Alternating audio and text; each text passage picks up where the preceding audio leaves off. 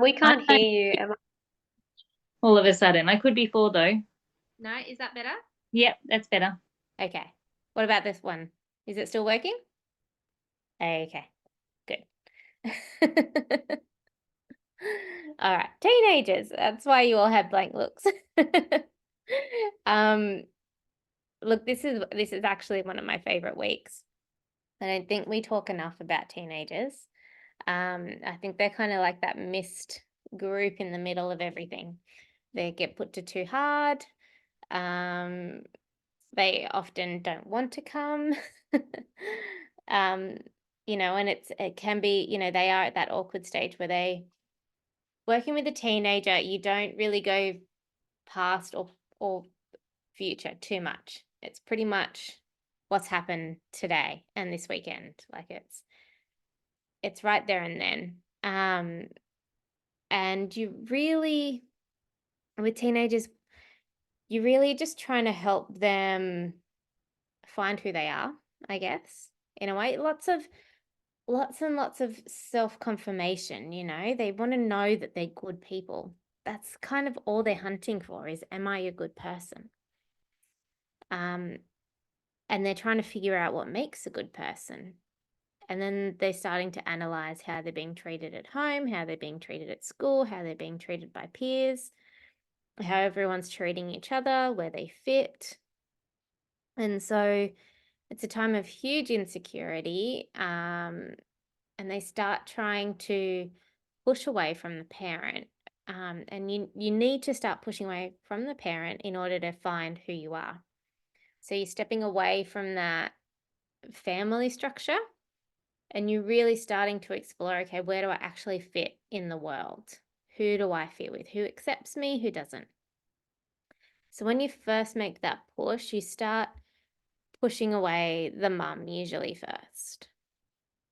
And that's where you'll start to get a bit of conflict with the mum. Now, this comes back to our attachment theory when we were 2. So how was that attachment style formed? What was mum's response when the child would push back then? So they're almost expecting the same response. They're trying it on again. So mum will often do, and I say mum, it's the mum figure as well, but the mum will often do one of 2 things. She'll repeat the same pattern, but in a bigger form, or she'll have changed. Now, if she's changed, you're probably not going to see the teen because there's not much, that's a healthy response and, or she's accepting and allowing them to kind of explore. But if there's tension or conflict, then you're going to end up with the teenager in your clinic, pretty much. So I often say to parents when the child hits around 12-ish, and they're starting to show signs of shutting down or getting aggressive or having fights with mum and dad, having meltdowns, I say to them, look, we've got 2 options here. You start changing the way that you parent, or I start working with them on self-destructive behaviors. And it's entirely up to you. I'm really that frank with it at the moment. Because I can keep working with the child, but they're going to end up wanting to push you away because you're not hearing them and you're not a safe place for them. So what the teen is saying is that I feel this way. Can you hear me? I'm feeling things. I don't know what they are. I don't know how to interpret the world. I want to be able to fly. I want to be my own person. But are you going to accept me if I am my own person? That's really what they're asking underneath everything is, are you going to accept me if I'm my own person? So I'm going to try and push the boundaries a little bit. And the first group that I attach to is going to be one that understands my pain. So the people that they start associating with, you'll really start to see what kind of pain that they're holding underneath everything.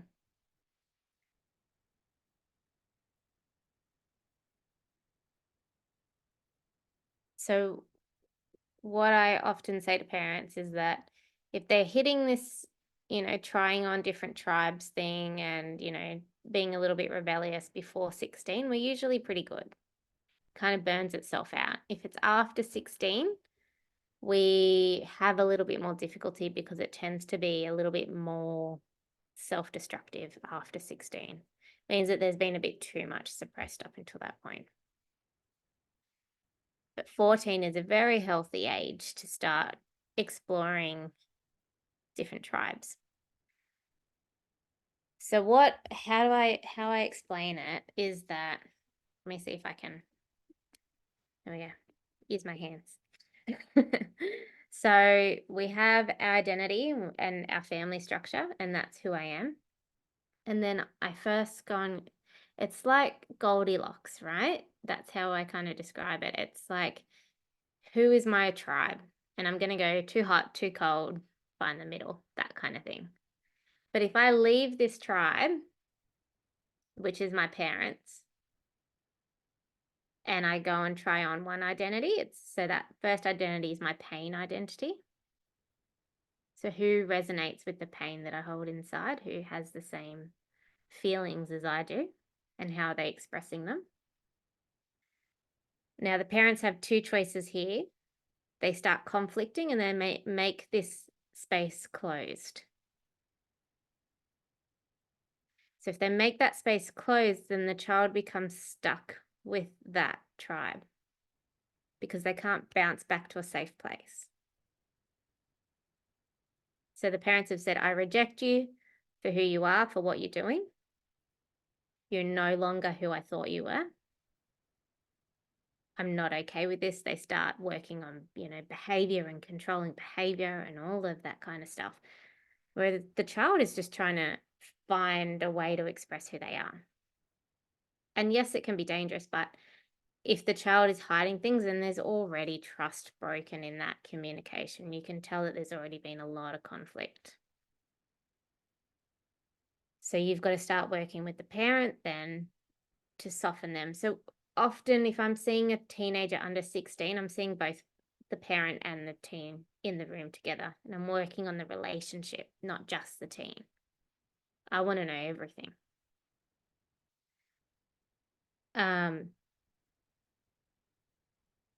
I'm trying to explain the dynamic to both. So I'm always on the parent's side because you have to be as well. But I'm also always going to back up the teenager and make them be heard by the parent. So I explained that parents are only reacting this way because they're afraid. So you've got compassion there and you've got this sense of understanding and you're not making the parent wrong. You're saying you're parenting out of fear and you don't know what to do. Parents are so scared that they're going to lose their kids and the world is a really scary place. So from that place, we can understand. But also you need to have trust in your child. And if there's things that you've suppressed and things that you haven't heard over the years, then they're going to want to learn, they're going to want to express that now. So you either become accustomed to hearing it or you keep pushing and you break that connection. So what happens if the parent says open and says, look, and I call it holding their soul, like, I know who you really are. I'm just going to wait for you to return. And that is freaking scary as a parent because you're watching them going out and potentially hurt themselves, making risky choices, all that kind of stuff. But the less you conflict with that space and say, look, these are the boundaries. Here they are. I want you to respect them. But you know what? If you're ever in trouble, here. But if they come home and you start flying off the handle, if you start being aggressive or, judging them on everything all the time, do this, do that, like, what's the underlying connection? Like, are you walking past in the kitchen and putting your hand on their shoulder? Are you trying to communicate and connect with them? Or is it are we just caught up in this busyness of space of go here, go there? Are you doing this? Are you doing that? Are you still trying as a child to pull them back into your world? Or are you actually trying to join them? So kids who are playing video games and stuff a lot, I actually recommend that the parents, particularly the dad, try out the video game with the child. Get the teenager to teach them. You have to become involved in their world. Same as autism. You become, connected in their world rather than expecting them to come to you. Because the more you get to know them, the more they're going to be proud of themselves. And if a teenager has pride in themselves, then they're going to make good decisions. If they don't have pride in themselves, they're going to make shitty decisions. So the parent holds the soul and says, okay, you go find your pain, you connect with that. And what's going to happen is that there's going to end up being drama in that group because pain equals drama, right? So the child either has a safe place to come back to and then bounces back to something healthier, or mum and dad have closed that. So now I'm going to jump from drama potentially anywhere. I'm either going to get stuck in that drama loop, or I'm going to start forming this impression that I am alone, the world is against me. And then we start to fall and spiral. So I've seen this so many times. So many times. You either see the parents who respond with more control and more anger, and then I speak to them 5, 6, 7 years down the track, and they just tell me this horrific story of addiction, losing their child, blah, blah, blah, blah, blah. The whole self-destructive cycle. Or the relationship does this incredibly healing thing. It really is one of two things.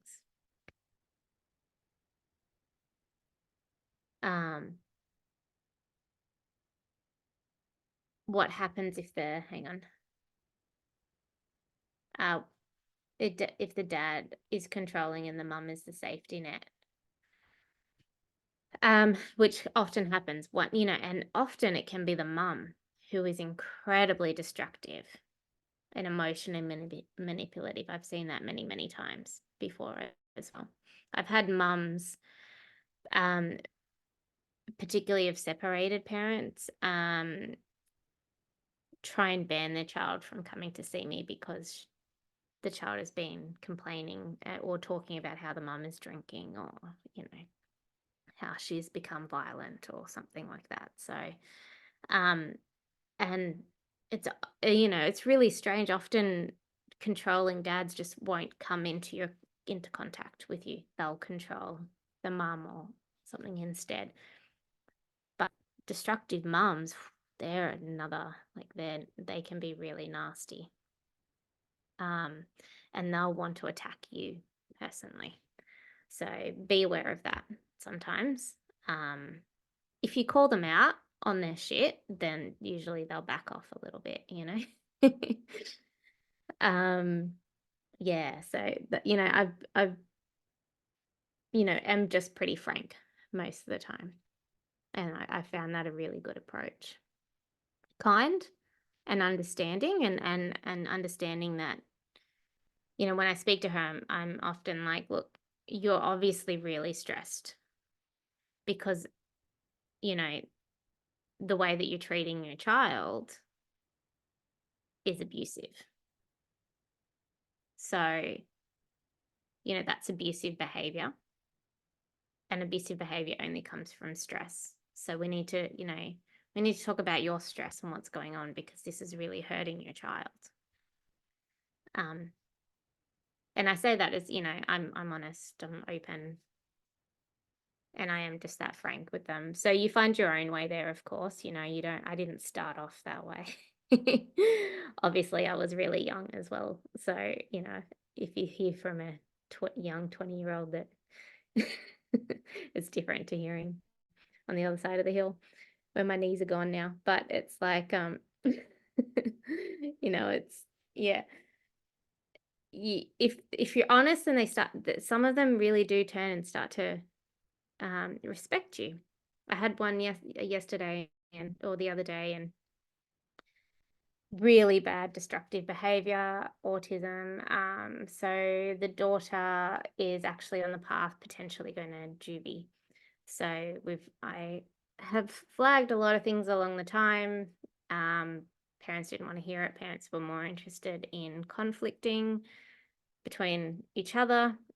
Um, so she's ended up in a position where she has severely bashed another girl based off gang pressure.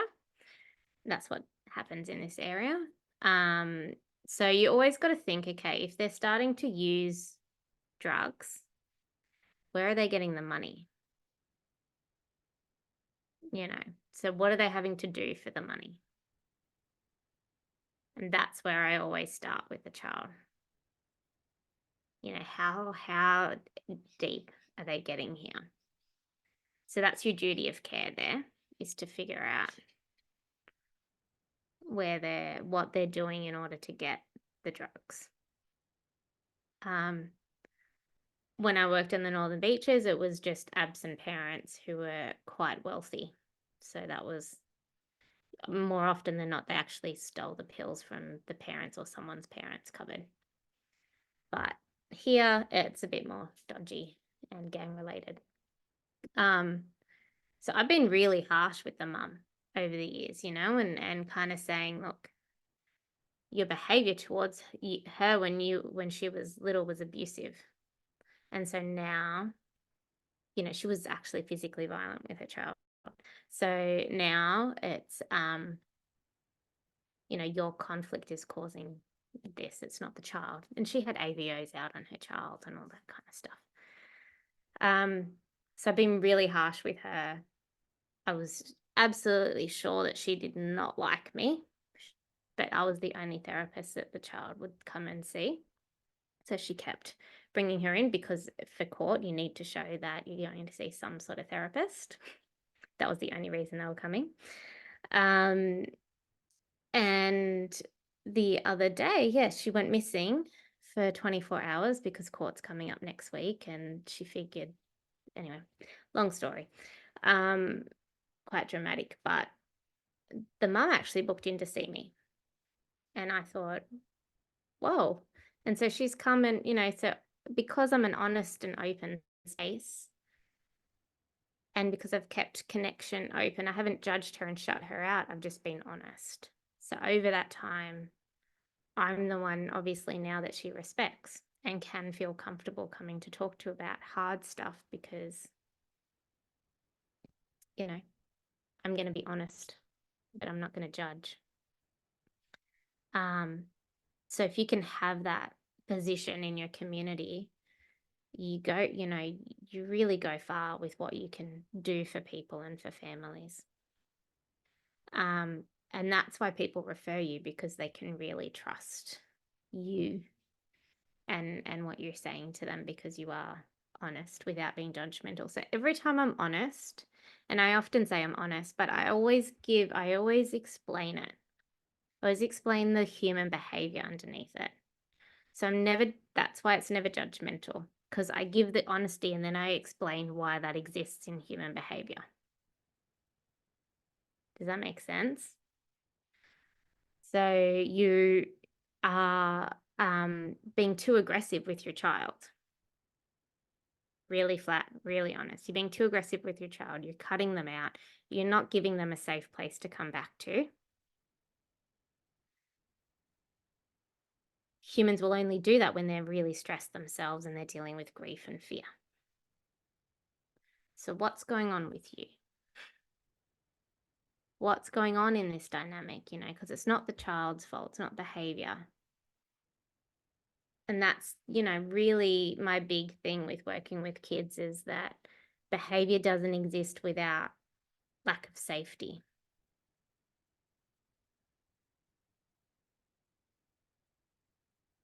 Yes, like dodgy behavior days, but consistent behavioral issues don't exist if the child feels safe.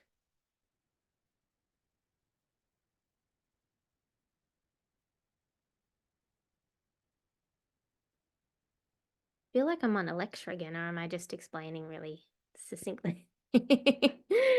Yeah. So the child will go to the teenage ego journey. Again, we explore pain first. So we overshoot it, or whatever we want to call it. That becomes a bit dramatic. Come back to safety, hopefully.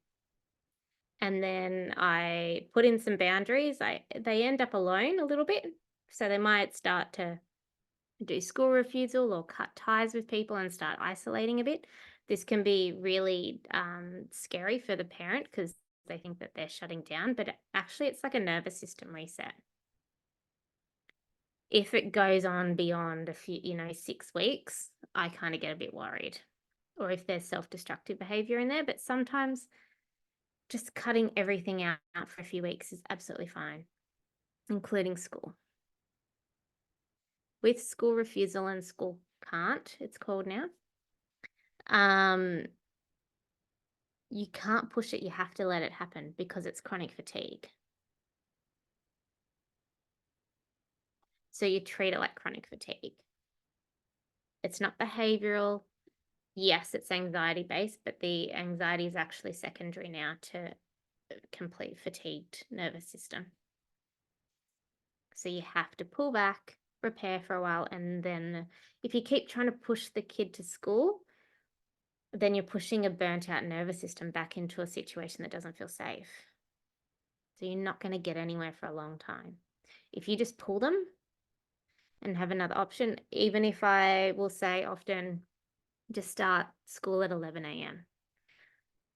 So that morning time is settled, they get into a routine. I swear, like most school issues would disappear if teenagers were allowed to start school at 11.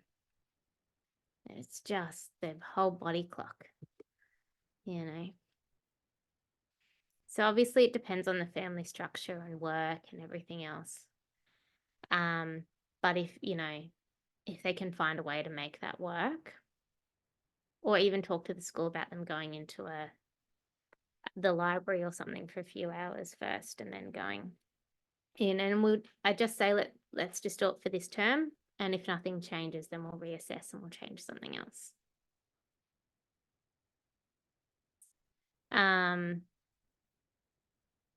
Yeah, so they'll go alone for a little bit and then they'll start forming new connections, and they might find people who they kind of resonate with that are probably similar to people who they went to primary school with or felt there, and that could bring more drama, or it can, so they pull back a bit and then they go find who they really connect with. But again, the more open and allowing the parent is of this back and forth, the quicker it happens. If the parent starts to conflict, then you make that place unsafe and the child starts to disconnect.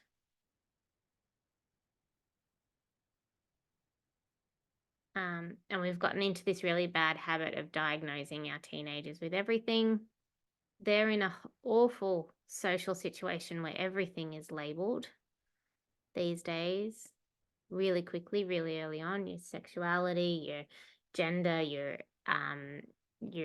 type of person you are, your disorder that you have. Everyone's got to have an acronym of some kind behind them. And it's really like, you have to belong to that community. It's really tough when you're just trying to explore things. So our kids' nervous systems are just so frayed, and that sense of identity is really, you can't just explore and play with it anymore. It has to be labeled. So you'll often get kids coming in and saying, I'm this or I'm that, whatever it is. And try not to just be like, look, that could change. If it is, great. If it's not, that's fine too. So don't get too caught up or, freaked out if a kid comes in with a label. It's just who they're trying to fit in with and belong with. That's where they feel safest at the moment. Yeah. So often the things that you're seeing as well is self-destruction of some kind. You know, you've got your cutting, your drugs, your cutting drugs, suicidal thoughts. What else is there? A few other things. So you can tell by the kind of drugs that they're taking. If it's weed, it's just trying to take the edge off anxiety most of the time. If they're smoking to sleep, then you're trying to work on the sleep issues. If they're using alcohol, you know there's some sort of underlying trauma there in their childhood that they're avoiding, or teens.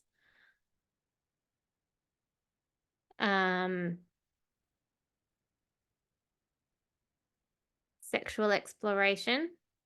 Have I told you guys about my sexual exploration checklist? I love talking about sex ed in clinic. There's just not many places where humans, you know, I get adults as well as teens coming in. It's actually like a place where we can actually talk about sex. So I see sex as amazing, as wonderful, and we just have forgotten how to explore it. So we get exposed to porn usually at around 9, 10 years old for the first time these days. But what porn does is it gives you an image without the physical connection and curiosity steps. So you become performative rather than it being a natural exploration and connection thing. So you learn to distrust your own inner, or not even tune in to your own inner guidance there. It's just what I see is how I've learned it. So way I kind of talk to teens about it is if you want to get really good at sex, and everyone wants to get really good at sex, right? You have to not watch porn, and you have to let yourself just explore with your imagination. And there's steps. So you got to make sure that you get good at the first step before you go on to the next, because if you try and skip a step, you're not as good. That's kind of how I explain it to them. So I'm like really giving them that, like, okay, all right, like I've given them motivation. I'm not just like, no, I'm like, look, you know, let's get really good at stuff. So you want to really understand your own body first. Really get good at understanding your own body first, because you can't know what feels good and what not unless you know your own body.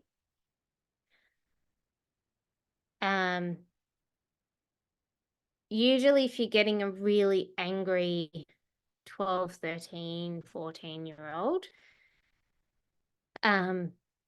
they probably haven't yet discovered the orgasm. They chill out a lot more once they discover the orgasm. Right? So so you'll kind of know, like they're tense and agitated. So get good with yourself first, and then you get good at kissing. And you want to get really good at kissing first, and then get good at your hands, and then get good at your mouth, and then you get good at the body. So what that does is it allows them that real space to explore without the pressure of jumping into sex right away. So the pressure is real actually out there. Like I've had kids jump on Tinder just to lose their virginity and stuff like that. You know, that it goes through waves through school. There was one school not recently, last year or the year before, I think, who was jumping into anal straight away. You know, from no sex to anal, because you couldn't get pregnant that way. So again, you know, that overexposure to porn kind of stuff. So, and I just say to them, look, I ask the parent permission first. I said, is it okay if I give the sex talk? And usually they're like, thank you, yes. And I say, look, you know, I firstly say, look, I love sex. I think it's great for everybody, but there's steps, and we need to know the steps. And then I go into that kind of spiel that I just did. And I said, now shut up and I'll never talk about it again unless you want to. And then I kind of make a joke about it being an awkward moment, and it's done now. Let's move on. What'd you do yesterday? That kind of thing. So, they don't feel any pressure with having to respond or anything, but there's space to ask questions if they want to. And then that's really cool, because then that kind of, then you'll often get them coming in and being, really open with things that they're concerned with, or things that didn't feel right, or yeah. And then they learn to have a relationship before they jump into sex, which they've kind of lost the art of as well.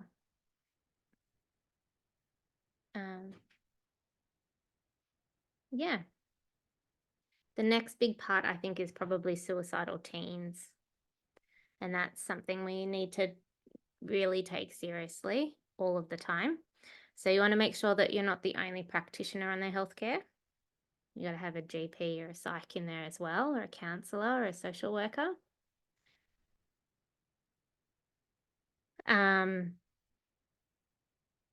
And you've got to be really open with them. You can't really dilly-dally around that topic. What's going on? Have you made a plan? What's triggering it? What emotion are you actually trying to process? So when you feel like you want to hurt yourself, you feel like you don't want to be here, what is it that you're actually feeling? Or, and I kind of explain it to them, like when things become too painful, you want things to end. So the issue isn't you not wanting to be here. The issue is you don't know how to make this feeling stop. And so I'm here to help you feel that feeling, not be scared of it. And let's make it easier. So is it shame? Is it self-hate? Is it anger? What is actually going on here, and why do you feel those things? If it's shame and self-hate, where are you being rejected? Who were you rejected by? Peers, parents.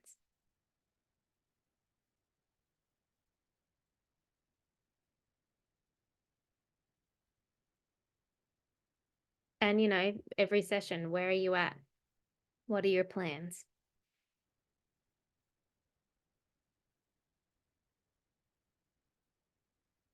I'm always looking for cuts and fresh cuts, and I will always approach it, So what's going on there, Dal? Like, when did that happen? Tell me about that. And then I always end each session with be really nice to yourself, please. I say that to adults a lot too. Be nice to yourself. Be kind to yourself.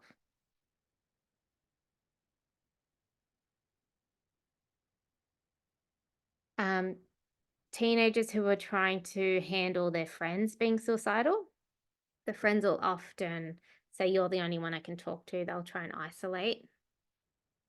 That's too much for a friend to handle on their own. I say, they're saying that because they're embarrassed, they're ashamed, they're scared. But your role as their support system is to make sure that they're supported. So you need to tell their parents, you need to tell other people who you trust, so you come up with a list. It's usually like 1 or 2 other people that they can call in to support that child as well, so that they're not you have to make sure that they're not the only one holding that suicidal friend. So they've isolated themselves, and that's what's so painful. So you can't keep that isolation happening. You have to help them find safety with other people as well. What else can I tell you? It's really funny, particularly in a small community, when you kind of start, you get one, a group's gone through one, big drama. Then you get one of the teens in, and then you hear it from the other perspective, and then you hear it from the other perspective, and they've all kind of come to you from opinions. So, in that kind of instance, you're always just trying to explain to them human behavior, why are people acting like this? And they're acting like this because they're scared or they're hurt,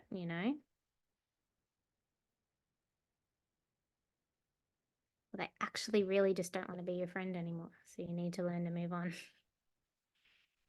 And that's okay. That's the scary part, but that's okay. That's that base jumping. So why aren't they base jumping? What's going on at home? Who rejected them at home? Why don't they feel safe on trying on different groups?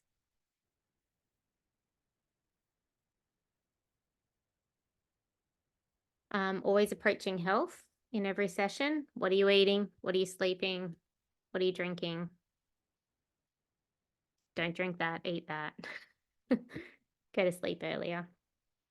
No good comes from conversations after 9:30 p.m. Put the phone on silent, put it away. If you're coming in and talking to me about drama, if it's happened after 9:30, I'm not even going to enter that conversation. Just don't go into it. People are tired, they're cranky, they're exhausted. Wake up in the morning and you'll see that it's either resolved itself or you've missed a really dramatic conversation, which is awesome. Yeah, if boys are playing or girls are playing on the PlayStation or whatever games too much, it means that there's not enough connection at home usually. So how does the parent involve themselves in the child's life? And if the parent is saying to me, but they don't want me to, I'm like, you're an adult.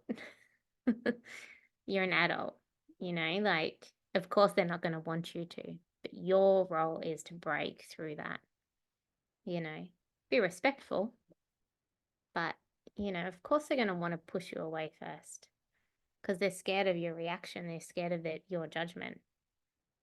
But ultimately, every human always wants connection, wants their parents to be interested in them, no matter how old you are. They just don't want your judgment. All right. I feel like I've talked enough. Who's got questions and comments and cases for me? Yeah, I've got a 15-year-old girl Yep. who is refusing to go to school, but it's been like this for years. It's just getting worse. And her mum tries to help and go talk to the school and get her in the classes that she likes, where she feels safer. But it's getting to a point where she's thinking, well, I have to always go in and change the environment. Maybe we need to address the problem, which is the anxiety. So that's where they're at with it. Um, when I talk to her, she says it's this one particular teacher she doesn't like, and she doesn't like her because she doesn't like the way she teaches. And when we explored that, she said that she can't predict her. So she can't predict her. She doesn't know how to act. So she's looking at how to perform, perhaps. On top of that, though, her mum says that she pretty much came out of the utero in a fear response. Like she would go to pick up the baby and she would almost like coil. And that she used to have night terrors as a baby, and that type of thing. And that there was quite a toxic relationship with the dad. While she was pregnant, a lot of stress, and she believes that she obviously contributed to the stress in utero. Um, so I'm just wondering because obviously the way she explains the anxiety, it's more a performative based one, but really it looks like there's some kind of Moro reflex on still. So how would you address it? Always address the Moro first. Yeah. Because what often happens with the primitive reflexes is that learning becomes really tough. So girls in particular will learn to hide it and overcome it. So they'll just Yeah. suppress it and try harder. So this means that they've often tried really, really hard for so long in order just to learn. And they have maybe learnt, well, because of the trauma with the dad, but also learning style that if the teacher is responsive to them, then they're getting it. It's okay. I feel safe. Okay, I can keep moving on. But if the teacher is going to conflict with me, one, your morrow is always looking out for danger. And where am I going to be rejected and not held and not safe? But two, when I'm overwhelmed, I'm going to feel more isolated. So therefore, having a teacher who's responsive to me, I feel connected, I feel safe, I feel it's easier for me to learn, that kind of thing. So I'd be looking at your reflexes first, very much so. And just explain that, your nervous system has been so switched on for so long that you've been trying and trying and trying and trying to the point where you can't try anymore. So let's look at that first. Let's look at the reflexes first. Let's work with the morrow reflex first, which means that if it's been going on for that long, we are looking at sleep, bowels, gut health as well. We're going to give it 6 months, 12 months, where we're not going to put any pressure on with school, whether we're there or not. We're going to try each day, but if we don't get there, fine. But our main priority isn't whether you get to school or not now. Our main priority is making sure that your nervous system is healing. And yeah, so then you can start to work with issues with dad, and you do your nervous system procedure over and over again. You learn to teach her body how to relax and teach her breathing techniques and help her process the world as well. Yeah. Does that make sense? Does that give you like a kind of a guideline, or does that kind of feel overwhelming? Yeah. So I studied at CCM during COVID, where I was stuck in WA and wasn't able to actually attend the primitive reflexes class in person. So I was watching it, but it made it a little bit more tricky. So I haven't really done much with it because just haven't had a lot of hands-on experience with it. But are you doing like then the rocking technique and like the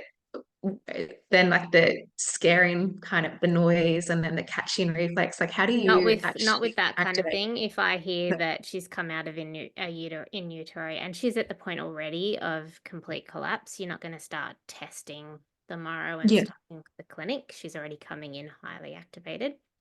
Who was I saying this Yeah. before? Was it one of my business mentoring things? It's like we don't really do heaps of activation when you're working in real life because the person is highly activated when they come in. And just by talking about what's going on, I always don't. thought like you can see that they're so nervous in there that like activating just seemed It's cruel, right? yeah. Yeah. So no, just assume that it's there. I mean, the treatment is the same for anxiety. You're working with the amygdala and the limbic system. Okay, so is it like brain points and then you're rocking and Holding the stuff like head, that? yeah, Yeah. learning how to breathe out. Yeah. Yeah, learning, what safety is. Most of the time just having a little bit of understanding that someone's hearing how tough it is for me and how, like, I often say, like, when I get a child in teenager and I say, you've been sitting in a classroom 5 days a week since you were 5, since you were tiny, every day, trying and trying to block out as much as you can, trying to focus, trying to learn. And it's been so much harder for you than everybody else. And if you've gotten away with it without anyone flagging a learning difficulty, that tells me that you tried and tried and tried and tried until you could not try anymore. And even just saying that to a parent and child, there's like huge relief, huge understanding. All of a sudden, there is that safety there because someone's finally understood. I don't have to defend myself anymore. I don't have to try anymore. Someone gets it. So you're looking at introducing things like ashwagandha or, adaptogenic kind of herbs. Astragalus is another good one. Magnesium essential you're looking at kind of building up then or sending them to a naturopath or something as well and saying, we're going to tackle this physically first. Yeah. I also have 50% off my primitive reflexes course if you guys want to get on that. So I'll put that in the course for you, or in the Facebook page. Yeah, so it's like this one, it's just broken down, but it's all completely self-paced. Yeah, so working on reflexes first, or if you're not going to do reflexes, just, understand it's all the same. It's just calming that limbic system response. Yeah. Thank you. That's okay. And give it, it's not going to be an overnighter. This is going to be a 6 to 12 month process. Yeah. Every 3 weeks, 4 weeks. Yeah. Who's next? Hey Emma, can I Yeah. ask you a question? I just posted that thing about the ticks Oh, yes. in the Hello. group this morning. So my kids have both had them. They start like grade 1 and then they just come on and off. So I know they're transient. And I just wanted to know, I did your ticks and Tourette's procedure, just like the liver wind, so clearing liver, kidney, lots of head holding, sacral rocking. And then it's my son, so he won't let me do a lot. But I was trying to ESR the friendship issue that was happening, but zero interest in participating with me. But it's still there. I thought it did settle and then it's come back to how it was. So I noticed this morning there was some GABA checks in there. Like, what else should I be doing? Because I know it kicks in with teens as well. So it's not uncommon to have the facial ticking and the throat. Do you mind if I get a bit personal, or would you prefer to talk? No, that's fine. Who is emotionally reactive at home the most? Well, I don't know. I mean, maybe me, maybe dad. He has a very close relationship with dad, but he gets upset when I distance. So if I go away for a weekend, he'll get really cranky at me when I come back into the house. Okay. Is dad a little bit heightened reactivity? Like, does he get angry really quickly? Yeah, he's the one that will like call the shots, and he also doesn't have a lot of tolerance for things outside of the norm, so any type of diagnosis-y stuff, he just won't have a bar with. That's just a badly behaved kid, so that kind of comes through. And is your son around 9, 10, 11 years old? He's nearly 8. Okay, all right. Yeah, looking at, does dad accept me? Yeah. Yeah, so just very much comes back to conflict with dad. And how do you get to that? Just because of the trigger in the relationship? So it's a father acceptance thing with the... Ticks are always conflict. Okay. Based. They're holding, you got to think that they're holding so much tension inside that their body's popping it. Yeah. So yeah. Why do we hold tension? It's because we're scared of expressing ourselves. Why are we scared of expressing ourselves? Because of the reaction of other people. Yeah. Yeah. Yeah, that makes sense. And do you think it can be triggered? Like, obviously it's here and then just something else sets it off, right? Like you fall out with a friend at conflict with school. friends, it could be that going into a new class, he's having to form new friendships, or one person's left out, or he's feeling left out. It's kind of coming back to conflicts with friends as well. Mm-hmm. But why aren't we feeling safe in who we are and comfortable in who we are? Because of our relationship with our parents. Yeah, okay. All right. Cool. That's helpful. Thank you. Yeah, that's okay. Yeah, adults in clinic at the moment, yeah. Menopause is your second puberty. Absolutely. Yes. Women in menopause, if you're having menopausal symptoms, I'm really frank. If you're having menopausal symptoms, it's because you're not allowing yourself to be honest emotionally. You're pretending that you're not sad. You're pretending that you're not angry. You're pretending that you're not vulnerable. Estrogen makes us feel strong and powerful, and like we can hold things and hold other people. As that starts to diminish, we're left with our feelings. So what are you actually feeling? That's bullshit. Tell me what you're really feeling.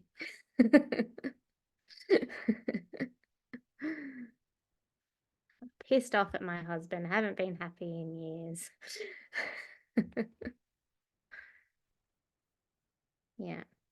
He wants sex. I don't feel safe with him emotionally, so I don't want sex. Why don't you feel safe emotionally? Because you don't express yourself, because you don't feel heard, safe, whatever. Let's talk about that. Let's talk about how we're going to heal the relationship.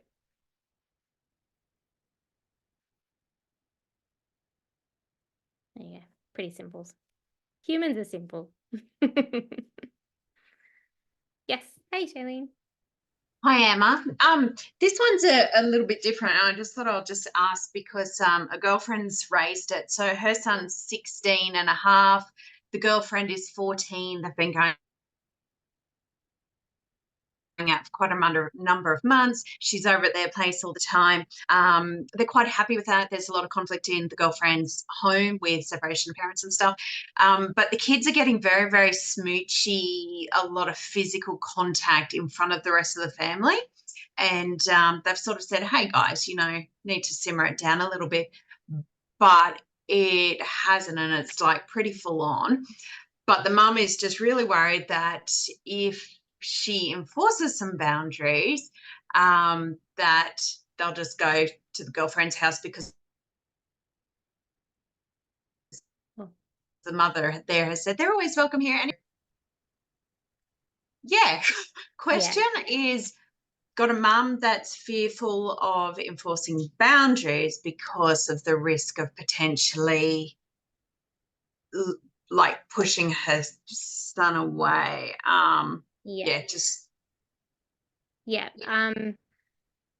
Highly inconvenient for the family, but unfortunately, you might just have to work it, integrate, like letting that teenage girl into your family a little bit more. And the more that she feels comfortable in the family kitchen, in the family home, the less she'll pull him away into his room. Does that make sense? And not so much boundaries, but conversations. Like it's got to be conversations, and really honest conversations, rather than saying, look, I'm putting in this boundary. She has to give explanations to him. So she went straight down the fright path with him, because apparently this girlfriend has been sexually active with previous partners, and she's like, you're 16 and don't want anything to happen, and and she was very much, and so then he's saying, Mum, you don't trust me, which one's 16, the girl or the boy? The boy. And the girl's 14. So very dodgy area there as far as sexual consent goes. So she's going to have to sit down and have a really good, honest conversation with him about her mental, emotional age, even though she seems it legally, it's actually not legal. He's over 16. She's under 16. So you have to respect that. And I know that she's been sexually active with other people. I know it's, very exciting, but you're going to have to be really careful and really respectful of her. You've got to think about where she comes from, how she's treated herself. Now you want to ask yourself, as her boyfriend, as her carer, as someone who really cares for her, how are you treating her? Are you respecting her? She's learnt to not respect herself. So, you need to teach her what respecting herself looks like. So you can kind of come from it, from that really open, honest conversation. And I'm not going to tell you what to do, but these are things that you really have to think about as her older boyfriend, because she trusts you. So you have to figure out how you're going to handle that trust. Yeah. That's how I would approach it anyway. Yeah, cool. And then that's flowing on to then the behaviors in the living room, when they're watching movies and as to how active Yeah, like not yes or no, but like, hey If they're guys, getting and yeah, hey stuff. guys, like hold hands, but come on, like a little bit of personal space here. Yeah. They're also teenagers, you know, hormones Yeah. absolutely flying. So you know, you got to give them a little bit of permission. And if she, you know, but having that really strong conversation with him about, you know, you got to put yourself in her shoes. And she's learnt to connect to people through sex. So that means that probably she's lacking connection at home. So you need to teach her that she's more than just a body. You need to teach her that you really care about her as a person. You know, like all of this kind of stuff. You kind of start putting those ideas in their heads. Yeah. No, that's beautiful. Thank you. That's okay. Resources for talking to teens about sex. Sigmund Freud, I think, is a really good website.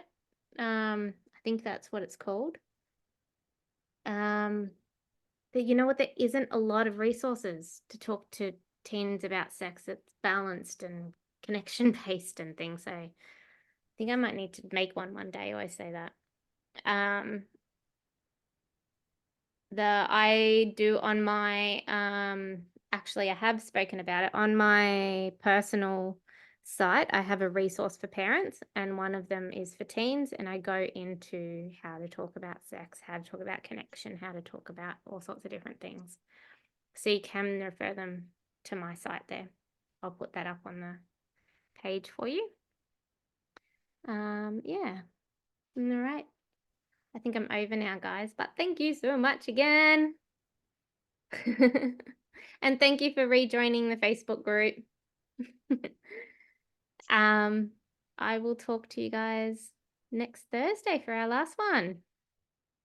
Thank you. My Thanks, pleasure. Emma. Bye. Bye. Thanks, Em. See ya. See ya.